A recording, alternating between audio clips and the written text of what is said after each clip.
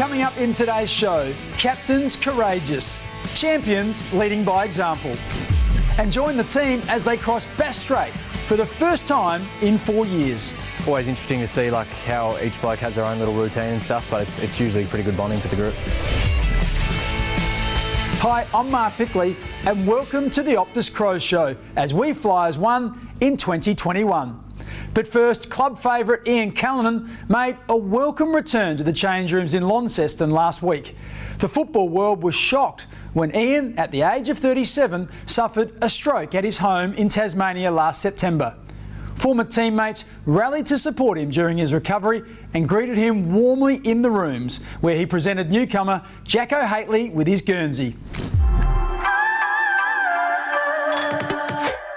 Yeah, it's obviously a huge honour. Obviously, I was lucky enough to play a few games myself, and I know what it's like to be presented in Guernsey. So for the club to ring me and give me that opportunity, I was absolutely thrilled. Especially when they told me it was going to be Jackson, obviously, local Central's boy, and there's obviously a connection there as well. So hopefully he goes well. He's got, looks like he's got a great footy brain, and he's been in great form in SNFL. So he's obviously earned his opportunity to play AFL, and hope he goes well. Yeah, he fitted really well. Obviously, he was drafted to the GWS and decided to come back to South Australia. So looking from afar, boys, I reckon that you've really bought into Nixie's game plan.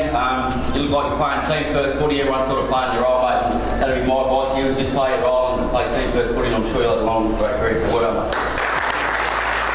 I'm still great mates with a lot of the guys I play with at the Crows. Obviously, I was lucky enough to play in some premierships at Centrals, but in the 5 years I spent at the Crows, some of my great memories, and still I've got some great mates there, and we speak regularly.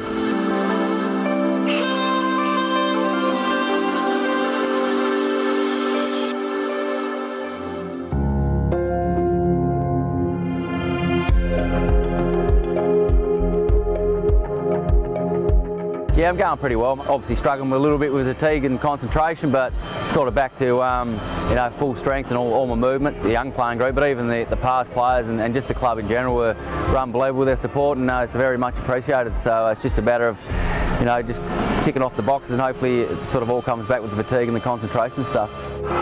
Douglas there, wrapping up McDonald. Still remember when they played at Belriva, a few years ago now, and my two boys, Jack and Harry, got to run out with them. So obviously this year it's in Lonnie, and it's only 2 hours from home, and it's great little trip up, and lucky enough to bring Harry, and we're excited to watch the game. Now I'm coaching. I've definitely hung up the boots, mate. I'll be 39 at the end of the year, so I'm enjoying the coaching side of it, and so I'm looking forward to getting my teeth into that. Ian was the Crows' oldest rookie recruit when he was drafted 10 years ago at the age of 27. And what an impact he had. Now, the great American football coach Vince Lombardi once said, "Leaders aren't born, they are made. They are made by hard effort." And that certainly applies to both Crows captains, Rory Sloane and Chelsea Randall.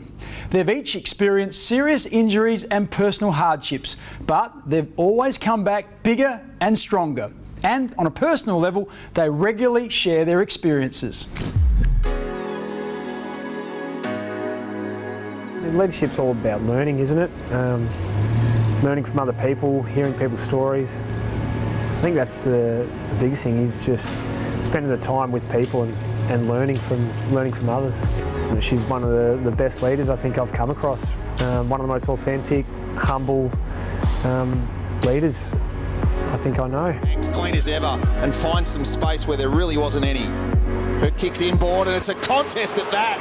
McNamara and Randall thump into each other, and Randall is down. Sloane and I were having a conversation on the phone.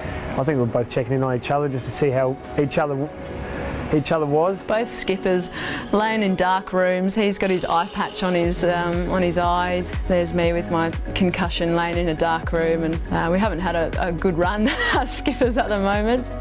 It's more just the life conversations I think I cherish the most from Chelsea. I mean, it's her outlook on life and her perspective that I think they're the leadership qualities that I take from her, and so that's the stuff I love to talk to her about.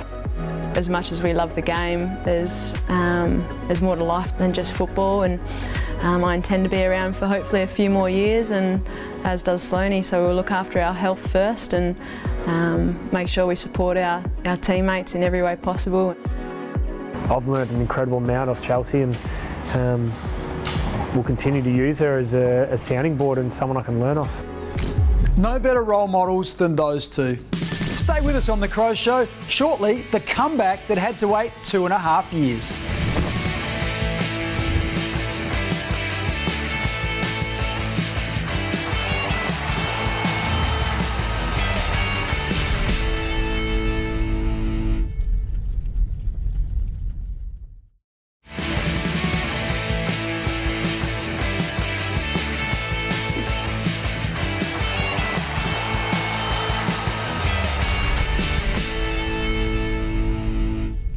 Welcome back. Brodie Smith has had his work cut out this year, helping us get to know more about the Crows youngsters. Last week it was Victorian Lockie Gallant, and he wasn't too flattering about the domestic capabilities of West Australian housemate Ronan O'Connor. Well, in today's segment, delivered by Thomas Farms, Ronan has the opportunity to return serve. This week we're joined by Ronan O'Connor. Welcome, Rob. Cheers, Smithers. Thanks for having me. Give us a quick background of your junior footy and your pathway here. Junior footy, I played at Marsh Junior Football Club, and then for state, like the state footy, played Claremont for the Waffles. So that was pretty successful time. And how'd you go moving over from WA, host family? Give us a rundown there. Went into a host family with Squiggles, Lachlan Gallant. We were in with Vicky and Paul Hannum. So that was good. It was always hard moving away from home, but all the boys at the club made it feel like home. So no, it was really good for me and an easy transition over here. So I'm loving it. And now you've moved out with Squiggles, so obviously get along with him. Yeah. Any dirt around home? Is he any good? He's pretty average cooking. He's getting better, but that's probably the only dirt I've got on him. But since we've moved in at the host family together, we're pretty close, so we're good mates. And what about yourself in the kitchen? Go-to meal? Yeah, I'm pretty electric in the kitchen. Probably wouldn't have a go-to, got too many options. So. Fair enough. And nicknames around the club? I've got Rock, which is pretty much my initials, just so ROC, so pretty happy with it. Thanks for joining us. Cheers, Smithers. Some friendly rivalry in that house. Now, each week in 2021, we're focusing on a memorable Crows comeback, and few have generated as much anticipation as that of Andy Otten. His stretch on the sidelines began near the end of 2014 when he tore an ACL for a second time. Repeated setbacks followed, but finally, 960 days later, in the opening round of 2017, Andy made his return in front of a packed Adelaide Oval. Well done. You're in. In? Well, beautiful. It was great. Just to get a full pre-season for a start really helped me get the base ready and just to play with the boys again, be part of the AFL side. I've missed that. I really have over the last few years. Andy was certainly a popular player over his 12 years at Westlakes. Regular interstate travel is just part of the routine of an AFL footballer. Some players thrive on it, others prefer more familiar surroundings at home. Last week, when the team travelled to Launceston to take on the Hawks, we tagged along to see how the two-day trip unfolded.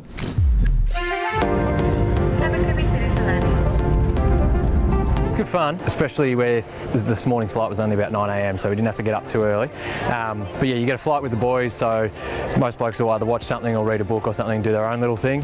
Gets towards the end of the flight, get a bit fidgety, start to chat, and then usually get to the ground, have a captain's run, and that's where we sort of stretch our legs, get going. And it's always interesting to see like how each bloke has their own little routine and stuff, but it's usually pretty good bonding for the group. Usually we finish our captain's run at Amy and we just go straight home. Here we actually go back to the hotel, we have our team meeting, and then blokes will hang around, watch the footy together, talk a bit of crap, and then eventually we get to eat dinner together, whereas obviously in Adelaide you're just going to eat on your own. So it's probably a good 4 or 5 hours after the captain's run that you actually spend together, and for a young group it's pretty important for us to be bonding in that way.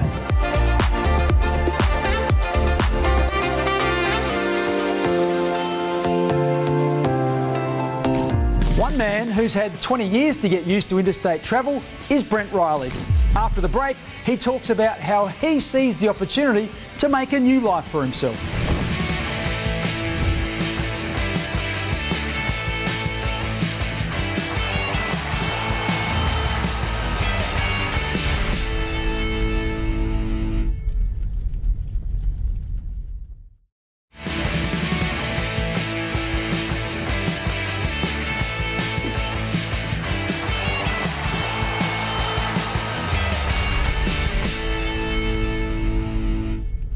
A life-threatening head injury brought an abrupt end to Brent Riley's 200-game AFL career. But turning his back on the game was the last thing he wanted to do. Thanks to Optus, Sam Jacobs talks to Brent about the moment he said yes to taking on the role of Crows development coach and helping make elite footballers out of the likes of Hamill, Scholl and McPherson. Hello Crows fans, we're here with Brent Riley, life member of the club and current development coach. Radar, the moment it started the yes for you was when you accepted a coaching gig with the club. Must have been exciting to become a coach after playing. Yeah, when I retired in 2015 it was a pretty horrendous year for myself, but also the footy club with Phil passing also, and it was good to step away from footy for a couple of years. And I guess going back to that horrific year, as you mentioned, unfortunately you got the head knock, which I think ended your career prematurely. You were still playing really good footy at that time.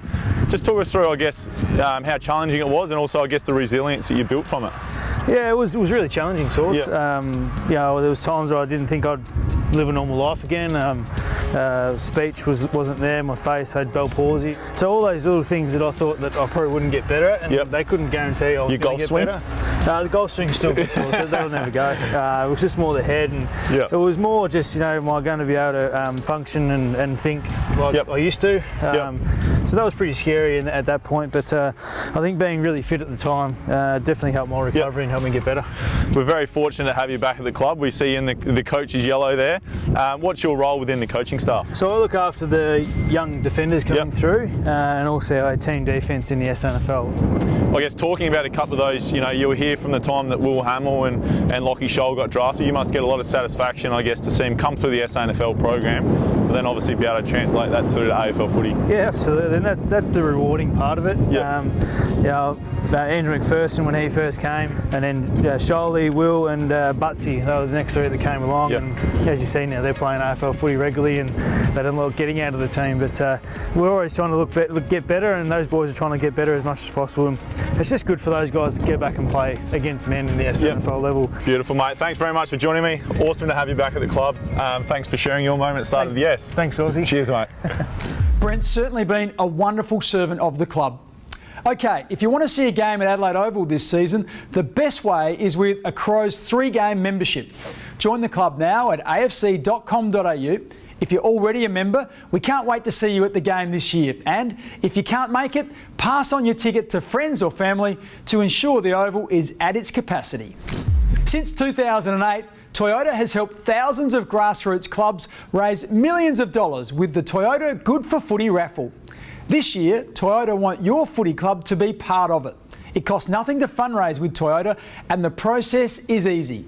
Sell $5 raffle tickets and your club gets to keep 100% of the proceeds. Plus, someone in your community could win a brand new Toyota. Last year, one local footy club raised over $33,000. Head to toyota.com.au for more information.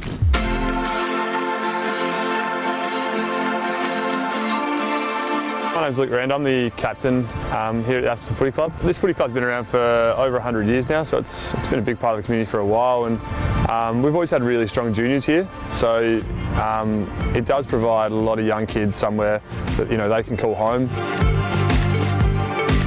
So I decided to get involved with the Toyota Good for Footy raffle because every dollar that we raised went to the club, so I thought, why not? We raised $5,620, which is a fantastic effort, obviously. That was done via basically social media. In the Good for Footy raffle, I think we raised about $1,800, so for us that was great. We managed to buy some new footies and new equipment for the club. I think that's what footy's all about. It's more the social thing than it is, you know, the footy. Like, yeah, we come out here and play, but everyone wants somewhere that they can belong, and that's what this is here. We ended up raising just over $9,000 through the Toyota Good for Footy raffle, which is going to be really important for our footy club. It's online. The money comes straight to us when the competition had finished. It was just one of the really easiest fundraisers we've had to do. Coming up after the break, two fans relive a Crows victory that defied the odds.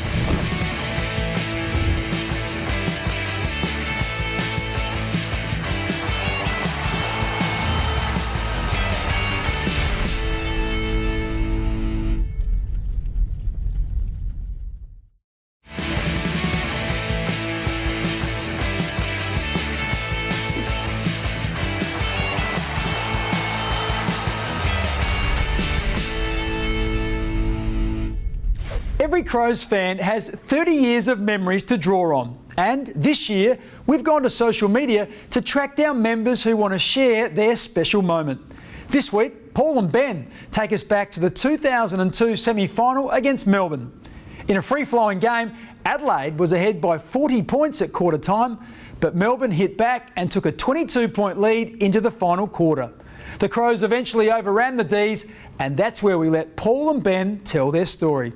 All thanks to Bendigo Bank. Paul, been a Crows member for 8 years. And I'm Ben, and I've been a Crows member since '92.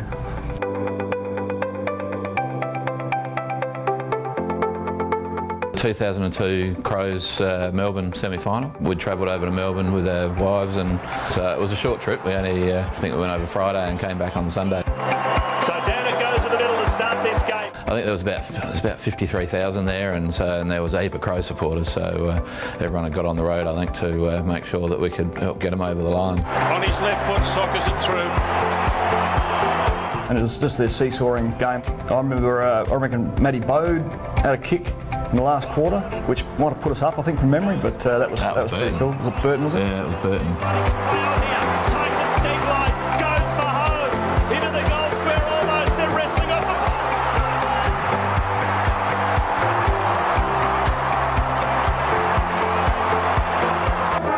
There's the siren. Adelaide, a remarkable victory. The best part that I can remember was standing out in the middle of the MCG. You were allowed back on there back then, and after the game, and just just looking around, it was surreal. Basking in the glory, really. Staying with the fans, it's time to pick out our Toyota Crow in the crowd. And there were some dedicated fans who travelled to Launceston, so let's settle on you. If you recognise yourself, email faceinthecrowd@afc.com.au with photo ID to claim your prize.